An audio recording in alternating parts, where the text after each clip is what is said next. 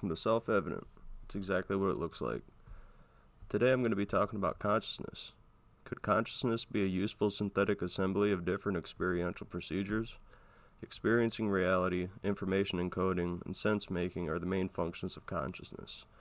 Some secondary cognitive functions that consciousness makes use of are memory, focus, sensory functions, imagination, planning, pursuit, wondering, judgment, spatial, moral, and intellectual, and metaphor. If we're always conscious of something, then how do we account for pure consciousness event? Is consciousness itself an object we can observe? What does it mean to be aware of our consciousness?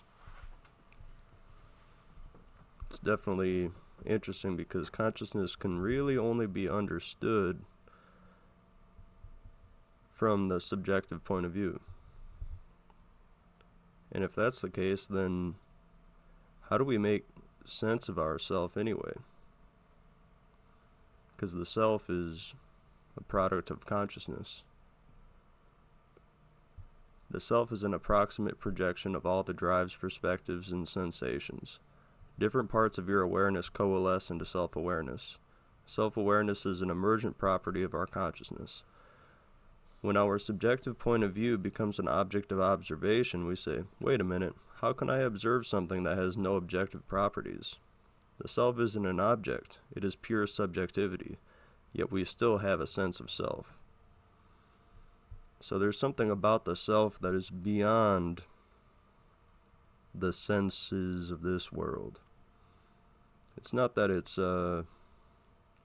some kind of magic or some kind of otherworldly thing. It's just that the thing that you call I is greater than the sum of its parts. We've gone over this before. And it's kind of mysterious because you can keep on taking a step back into your perception and there's really no resolution point where you say, aha, this is me. It's really not a reducible thing. It's not a math equation that you can simplify. So what is it to be a self? I don't know.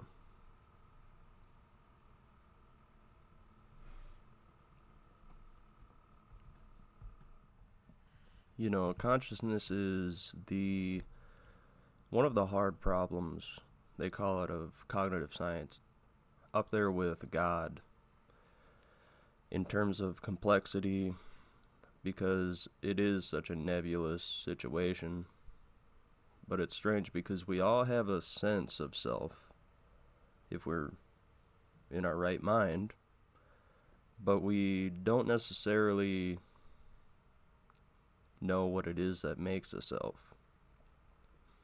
Some people think that everything has a self, and it's just depending on how complex that self is, that's how conscious of itself it will be. So that brings us to self-consciousness, self-awareness.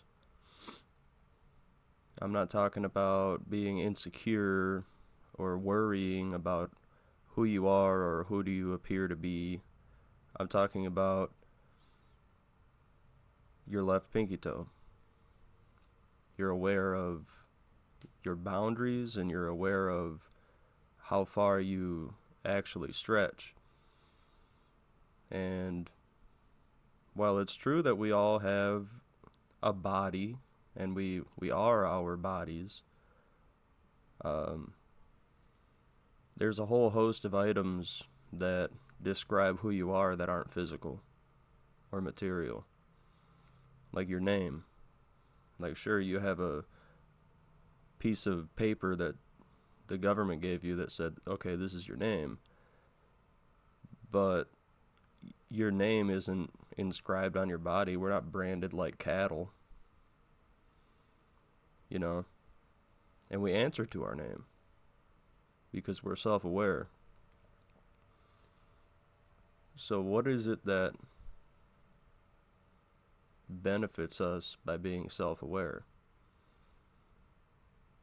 Because ironically, if you're really in the flow state and having a good time, and all of a sudden you start worrying about your appearance or your performance, well, you basically just signed your own death warrant there. So it's this strange balance we have to have between understanding ourselves and our limits and knowing what we're capable of, who we are, who we aren't. And you have to be. It's not a mental exercise. That's interesting. In the book I'm reading right now, The Courage to Be by Paul Tillich, he's talking about the courage to be is a kind of courage, but he's expounding on this virtue of courage, which doesn't have a great definition. And he contrasts this ontological courage with the kind of courage that you would see a warrior with. And he says that the courage that a warrior has is to sacrifice one's life for a certain cause. But this is kind of the opposite of that, and it's affirming yourself in face of what you're not.